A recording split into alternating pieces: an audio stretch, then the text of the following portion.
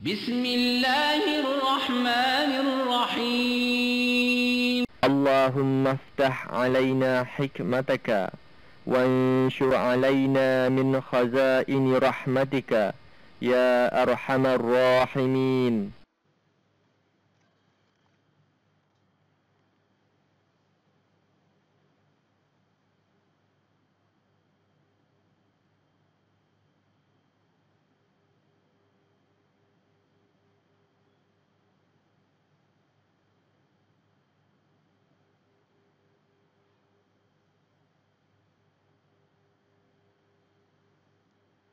Assalamualaikum warahmatullahi wabarakatuh. Bertemu lagi kita dalam PDP Tasawuf Islam. Kita masih lagi dalam pelajaran pertama unit yang kedua, iaitu rukun Islam. Pengertian iman, pengertian Islam, iman dan ihsan. Hari ini saya nak sambung lagi kita punya PDP mengenai dengan rukun iman. Tajuk yang seterusnya ialah percaya kepada Rasul. Percaya kepada Rasul.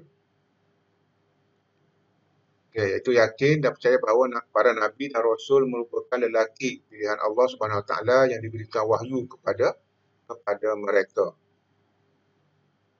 Bismillahirrahmanirrahim. Allahumma aftah alaina hikmataka وانشر علينا من خزائن رحمتك يا أرحم الراحمين.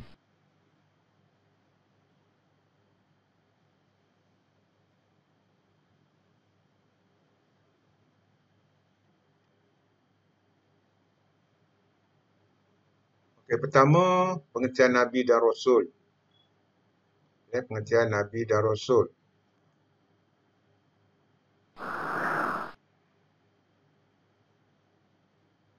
Nabi ialah seorang lelaki, manusia lelaki pilihan Allah yang diberikan wahyu untuk dirinya dan tidak wajib disampaikan kepada orang lain. Itu Nabi. Wahyu yang diterimanya hanya untuk kegunaan sendiri. Kedua, Rasul. Rasul juga merupakan seorang lelaki yang dipilih oleh Allah Subhanahu Wa Taala dari kalangan para Nabi. Para Nabi ni dia akan dilantik menjadi Rasul. Jadi sesiapa yang nak jadi Rasul, dia mestilah terlebih dahulu menjadi seorang Nabi.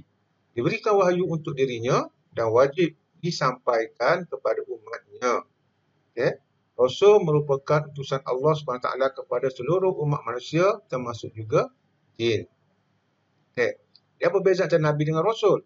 Nabi diberikan wahyu hanya untuk dirinya sendiri sahaja. Manakala Rasul diberikan wahyu untuk dirinya dan wajib disampaikan kepada orang lain. Nabi juga bilangannya terlalu ramai. Manakala bilangan Rasul hanyalah 313 orang sahaja. Dan yang wajib kita ketahui hanya 25 orang sahaja yang dinyatakan oleh Allah dalam Al-Quran. Seorang Nabi tidak semestinya seorang Rasul. Sedangkan seorang Rasul mestilah juga seorang Nabi. Nabi tidak diturunkan kitab suci. Adapun Rasul, mereka sama ada menerima suhuf atau kitab suci untuk disampaikan kepada umatnya. Kita sebagai umat Islam tidak diwajibkan mengetahui bilangan Nabi secara keseluruhannya. Sedangkan Rasul, kita wajib mengetahui terdapat 25 orang Rasul. Dan wajib kita ketahui nama-namanya. Siapa dia 25 orang Rasul tersebut? Jadi saya nak belajar bersedia dengan pen dan kertas catat nama-nama Rasul. 25 orang Rasul. Tengok.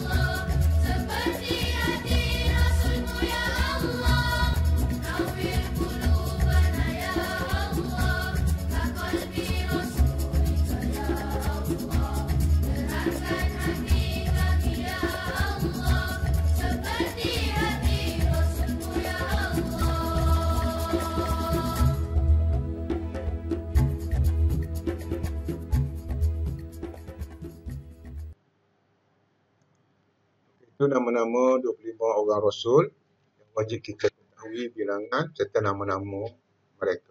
Saya payah-payah dapat mencatat nama-nama Rasul tersebut. Sifat para Rasul, sifat-sifat wajib yang mesti kita ketahui. Rasul-Rasul mempunyai sifat-sifat yang wajib. Ada 4 sifat wajib bagi Rasul. Ada 4 juga sifat mustahil. Dan ada 1 sifat harus bagi Rasul. Okey, antara sifat-sifat wajib bagi Rasul ialah pertama, siddiq, iaitu benar. Semua Rasul adalah seorang yang benar. Yang tidak pernah bercakap bohong. Kemudian seorang yang amanah, jujur. Yang ketiga, tabligh, iaitu menyampaikan segala ajaran yang telah disampaikan oleh Allah kepada baginda. Kemudian Rasul juga merupakan seorang yang bijaksana ataupun fatanah. Sifat-sifat wajib bagi para Rasul.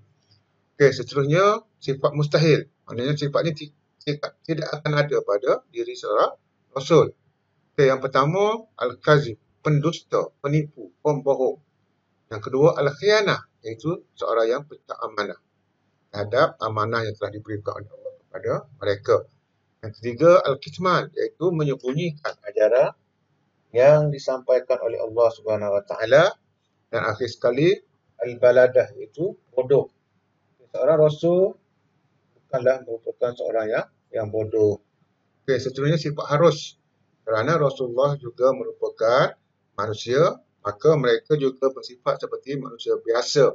Tetapi sifat tersebut tidaklah sampai menjejaskan martabatnya sebagai seorang utusan Allah Subhanahu Wa Taala. Contohnya macam pelupa, tidak ada pada diri seorang Rasul. Okey, selain daripada itu, Rasulullah juga bersifat maksum. Okey, maksum. Para Rasul juga adalah seorang yang maksum. Apa maksud maksum? Maksudnya ialah Rasul-Rasul tersebut terpelihara daripada melakukan perkara-perkara kejahatan, melakukan dosa, ataupun perkara-perkara kurang sopan yang boleh merosakkan kehormatannya sebagai seorang Rasul. Rasul juga terpelihara daripada perkara yang cacat, perkara cacat yang boleh mengurangkan kemuliaan seseorang seperti buta, tuli, bisu, gila dan sebagainya. Ataupun Rasul berpenyakit yang boleh merosakkan darjat kemuliaan seseorang Rasul. Untuk ini maksum. Maksudnya Rasulullah terpelihara daripada sebarang dosa, sebarang kejahatan dan sebarang sifat-sifat ataupun penyakit yang boleh merosakkan kemuliaannya sebagai seorang Rasul. Ini sifat para Rasul. Seterusnya,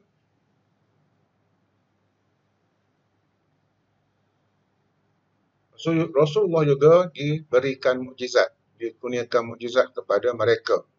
Mukjizat ialah perkara luar biasa yang dianugerahkan oleh Allah Subhanahu Wa Taala kepada para nabi dan rasul untuk membuktikan kebenaran, kenabian dan kerasulan serta melemahkan musuh-musuh mereka. Okey. Jadi, mukjizat yang diberikan oleh Allah itu pertama untuk membuktikan kebenaran para nabi dan rasul, untuk mengukuhkan keyakinan orang ramai terhadap ajaran yang dibawa oleh para rasul, dan untuk membantu nabi dan rasul dalam menjalankan tugasnya menyampaikan wahyu Allah Subhanahu Wa Taala, dan akhir sekali menunjukkan kekuasaan Allah Subhanahu Wa Taala ke atas umatnya, ke atas hamba-Nya. Ini peranan mukjizat. Okay. Selain daripada itu, kita tahu tadi, mukjizat ini adalah perkara luar biasa yang hanya berlaku kepada para nabi dan rasul sahaja. Selain daripada itu, ada juga perkara luar biasa yang berlaku kepada manusia biasa. Selain daripada mukjizat, dia juga kadang-kadang kita tengok orang biasa sama seperti kita, tapi ada perkara yang luar biasa yang dapat mereka lakukan. Jadi perkara luar biasa tersebut tidak lari daripada 6 perkara yang akan kita bincangkan sekejap lagi. Pertama, karamah. Karamah ini adalah perkara luar biasa yang berlaku ke atas manusia biasa yang tinggi darjatnya di sisi Allah Subhanahu Wa Taala. Karamah ini berlaku kepada manusia yang tinggi darjatnya di sisi Allah Subhanahu Wa Taala. Contohnya, Maryam, iaitu ibu Nabi Isa, dianugerahi hidangan daripada langit. ketika beribadat kepada Allah. Dikatakan oleh Allah dalam Al-Quran di mana Maryam ni dia hanya beribadat kepada Allah di dalam bilik khusus yang telah disediakan oleh Bapa Baginda. Dan Allah telah mengurniakan makanan kepada Maryam. Ini perkara luar biasa. Jadi kerana dia berlaku kepada orang yang tinggi darjatnya si Allah, maka namanya ialah karamah. Okey. Yang kedua, irhas. Irhas juga merupakan perkara luar biasa yang berlaku kepada manusia, tetapi manusia yang bakal dilantik menjadi rasul. Okey, itu perkara luar biasa yang berlaku kepada bakal rasul semasa mereka masih kecil. Contohnya Nabi Isa alaihissalam, Allah bagi dia irhas, boleh bercakap semasa masih bayi. Yang ketiga, maunah. Maunah perkara luar biasa yang berlaku kepada manusia biasa tanpa diusahakan ataupun tanpa dipelajari. Dan perkara tersebut berlaku hanya sekali sahaja. Okay? Contoh yang paling biasa, kadang-kadang kita tengok orang yang terlibat dalam kemalangan yang dahsyat, tetapi hanya mengalami kecederaan yang kecil, kecederaan ringan sahaja. Walaupun kemalangan itu maha dahsyat. Misalnya orang jatuh daripada bangunan yang tinggi, bangunan 20 tingkat, jatuh tapi hanya cedera ringan sahaja. Itu maunah namanya. Itulah dia maunah, perkara luar biasa yang berlaku kepada manusia biasa tanpa dipelajari. Seterusnya sihir. Sihir juga merupakan perkara luar biasa yang berlaku kepada manusia, tetapi daripada bantuan jin dan syaitan. Dan kadang-kadang dia adalah dipelajari oleh manusia. Okay? Dia berlaku kepada orang yang belajar ilmu sihir dan melalui pertolongan jin dan syaitan. Contohnya seorang yang kebal dan tidak lut oleh sebarang senjata. Kerana adanya sihir tersebut. Dan sihir ini boleh berlaku berulang kali. Boleh berlaku berulang kali sebab ia dipelajari dan mempunyai prosedur tertentu. Dan kita umat Islam dilarang hukumnya berdosa besar jika kita terlibat dengan sihir, kerana dia boleh menjejaskan akidah dan menduakan Allah, mensyirikkan Allah dengan sesuatu yang lain. Dan sihir juga boleh menjadikan seorang itu sombong dan angkuh dengan kuasa yang ada. Dan sihir juga akan menyesatkan pelakunya, akan menjadikan seorang yang mengamalkan sihir ini akan jadi lebih sesat dan jauh daripada Allah dan syirik kepada Allah. Kita sebagai umat Islam mestilah menjauhi perbuatan-perbuatan sihir tersebut. Seterusnya istidraj. Istidraj juga merupakan perkara luar biasa, tetapi berlaku ke atas orang yang tidak taat ataupun derhaka kepada Allah Subhanahu Wa Taala untuk menyesatkannya lagi. Contohnya di sini dalam Quran diceritakan tentang kisah Qarun. Qarun yang beroleh kekayaan yang luar biasa, tetapi berasal-asal menjadi sombong dan kufur kepada Allah Subhanahu Wa Taala. Ini istidraj. Kadang-kadang kita lihat orang yang yang akhlak buruk, yang tidak pernah solat, yang sering derhaka kepada Allah, tetapi Allah bagi kejayaan kepada mereka. Mereka semakin kaya, mereka semakin sihat dan sebagainya. Jadi jangan kita khawatir, jangan kita bimbang, kerana itu adalah merupakan istidraj daripada Allah. Suatu hari nanti, suatu masa nanti, Allah akan tarik balik. Sebab orang yang Allah bagi istidraj ni, akhir sekali hidupnya tidak akan sempurna. Hidupnya akan menjadi sengsara. Kerana Allah bagi kemudahan ataupun kejayaan tersebut hanya sementara untuk menguji mereka. Kalau mereka makin derhaka, sampai satu peringkat Allah akan tarik balik segala nikmat yang Allah bagi kepada mereka dan mereka akan jatuh tersungkur. Ini perkara luar biasa. Ada 5 sebenarnya, bukan 6. Saya cerita ada 5. 5 perkara luar biasa yang sering berlaku kepada manusia dan berlega dalam kalangan kita. Kadang-kadang kita tengok orang tu ada kuasa luar biasa. Kita tengok macam mana kedudukan orang tersebut. Kalau dia tu orang yang dekat dengan Allah, maka namanya karamah, pemberian daripada Allah, anugerah daripada Allah. Kalau dia orang biasa yang tak ada apa-apa macam kita ni, mungkin dia adalah maunah. Jangan kita rasa bangga, kerana maunah itu berlaku sekali sahaja dalam kehidupan kita dan dia tidak akan berulang-ulang. Kalau berulang-ulang perkara luar biasa itu berulang-ulang berlaku kepada diri seorang, maka dia adalah sihir ataupun istidraj. Sama ada di sihir ataupun istidraj. Jadi kita kena berhati-hati dan jangan terlalu bangga dengan kelebihan atau perkara luar biasa yang berlaku kepada seseorang. Okey, seterusnya perbezaan perkara-perkara tersebut. Okey, karamah hanya berlaku kepada orang yang manusia yang tinggi derajatnya di sisi Allah. Irhas hanya berlaku kepada bakal Rasul semasa mereka kecil. Ma'unah berlaku pada semua umat Islam tanpa dipelajari dan diminta berlaku. Okay. Ma'unah ni dia berlaku pada manusia biasa sahaja. Sihir ni juga berlaku pada luar biasa yang berlaku pada orang yang mempelajarinya daripada pertolongan syaitan dan jin. Istidraj berlaku pada orang yang derhaka kepada Allah, okay, untuk menyesatkannya lagi. Karamah datanya tanpa dipelajari, semuanya tanpa dipelajari. Karamah, irhas, ma'unah, istidraj, kecuali sihir. Sihir berlaku kerana orang itu mengamalkan ilmu sihir. Itu dia boleh berlaku secara berulang-ulang. Karamah daripada pertolongan Allah, irhas juga daripada rahmat Allah, ma'unah juga daripada rahmat Allah, sihir daripada pertolongan jin dan syaitan. Maka istidraj bukan rahmat datangnya daripada kutukan Allah, kebencian Allah kepada seorang untuk menyesatkan lagi orang tersebut. Ini perbezaan perkara-perkara luar biasa tersebut. Seterusnya, dalam kalangan Rasul ada yang digelar Rasul Ulul Azmi. Kenapa dia Rasul Ulul Azmi tersebut? Okay. Rasul Ulul Azmi ialah para Rasul yang memiliki tahap kesabaran yang amat tinggi dalam menghadapi rintangan dan tentangan daripada umatnya ketika menyampaikan ajaran dan seruan kepada umatnya. Rasul yang mempunyai kesabaran yang paling banyak diuji, yang paling banyak dicemooh oleh pengikut-pengikutnya. Tapi Rasul tersebut bersabar, mempunyai tahap kesabaran yang tinggi dalam melaksanakan tugasnya. Okay, ada 5 orang Rasul yang bergelar Ulul Azmi. Pangkat ini diberikan oleh Allah sendiri dalam Al-Quran. Okay, yang pertama Nabi Muhammad SAW, yang kedua Nabi Nuh, yang ketiga Nabi Musa AS, yang keempat Nabi Ibrahim, dan yang kelima Nabi Isa AS. Mengapa mereka mendapat gelaran tersebut? Gelaran Ulul Azmi, penghulu kepada segala Rasul.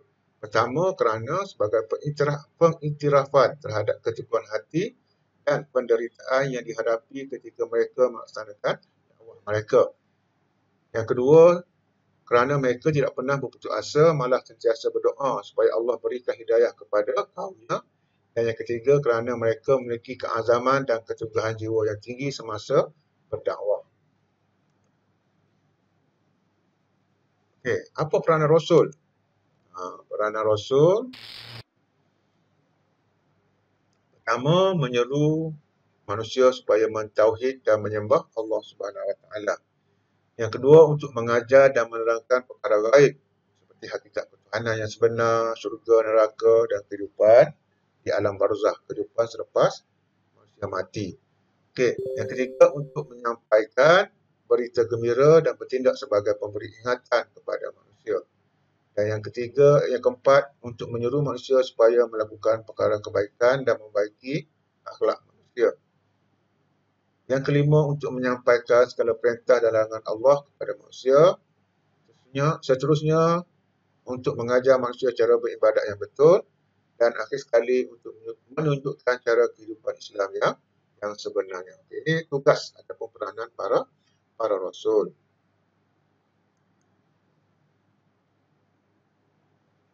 Okey, sekarang apa tindakan kita? Apa perlu kita lakukan kepada Rasul? Adab kepada Rasul. Pertama, kita mestilah sentiasa berselawat kepada Rasulullah SAW. Contohnya, Allahumma salli ala Muhammad. Itu paling ringkas. Allahumma salli ala Muhammad. Siapa yang berselawat kepada Rasul, sekali kita berselawat, Allah akan selawat 10 kali pada kita. Selawat ni ialah memohon keselamatan. Sekali kita mohon keselamatan kepada Rasul, maka Allah mohon Allah selamatkan kita 10 kali. Allah bagi kita 10 kebajikan. Okey. Yang kedua, kita sentiasa beriman, membenarkan ajaran yang dibawa oleh Rasul. Percaya dan kita benarkan ajaran yang dibawa oleh Rasulullah SAW. Kemudian kita amalkan segala perlakuan, segala perbuatan, segala amalan, segala ajaran yang telah disampaikan oleh Rasul dalam kehidupan seharian kita. Kemudian kita mengasihi dan mencintai Rasul melebihi makhluk lain. Yang kelima, mentaati ajaran yang disampaikan oleh para Rasul dengan hati yang ikhlas. Okay. Jadi kita dah tahu ada 25 orang Rasul. Apa bezanya antara Nabi Muhammad dengan Rasul-Rasul yang lain? Okey, Rasul yang terdahulu sebelum Nabi Muhammad diutuskan untuk mengembalikan kepercayaan dan keyakinan kepada akidah yang benar. Okey, itu tugas-tugas Rasul dahulu.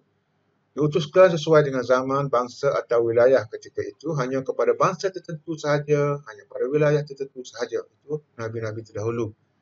Yang kedua, kemudian ajaran dibawa oleh Rasulullah tidak bertentangan dengan ajaran-ajaran yang terdahulu. Ajaran sekarang ini, Islam, semua Rasul sebenarnya membawa ajaran Islam. Menyampaikan ajaran Islam kepada umatnya. Tidak ada bezanya ajaran terdahulu dengan ajaran Nabi Muhammad SAW. Okay. Nabi Muhammad juga pula merupakan Nabi dan Rasul yang terakhir. Tidak ada Nabi, tidak ada Rasul selepas Rasulullah SAW wafat. Dan seterusnya, syariat yang dibawa oleh Nabi Muhammad SAW telah memansuhkan segala syariat Nabi yang terdahulu. Jadi ajaran Nabi yang terdahulu tidak boleh lagi dipakai dengan utusan, dengan adanya Rasulullah SAW. Jika mereka masih lagi nak mengamalkan ajaran yang terdahulu, mereka mestilah mengamalkan ajaran Islam. Sebab ajaran Islam juga merupakan ajaran yang terdahulu. Okay? Kesinambungan daripada ajaran-ajaran yang terdahulu. Ajaran-ajaran yang terdahulu, ajaran-ajaran Rasul yang terdahulu telah diselewengkan, maka Al-Quran ataupun ajaran Islam yang sekarang ini yang membetulkan semula. Okay? Kemudian ajaran Islam yang dibawa oleh Nabi Muhammad SAW merupakan ajaran yang lengkap dan telah sempurna. Tidak ada lagi penambahan dan tidak ada lagi pengurangan. Ajaran Islam yang dibawa oleh Nabi Muhammad juga kekal sehingga ke hari akhirat.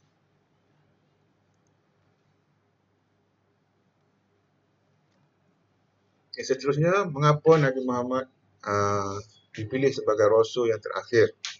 Kenapa tidak ada lagi Nabi selepas kewafatan Nabi Muhammad SAW? Pertama, kerana syariat yang dibawa oleh Nabi Muhammad SAW dan lengkap dan sempurna. Yang kedua, syariat yang dibawa oleh Nabi Muhammad kekal sehingga ke hari akhirat. Yang ketiga, syariat yang dibawa oleh Nabi Muhammad SAW telah memansuhkan ataupun membatalkan semua syariat Nabi terdahulu. Dan akhir sekali, Nabi Muhammad SAW merupakan penutup kepada sekalian Nabi-Nabi.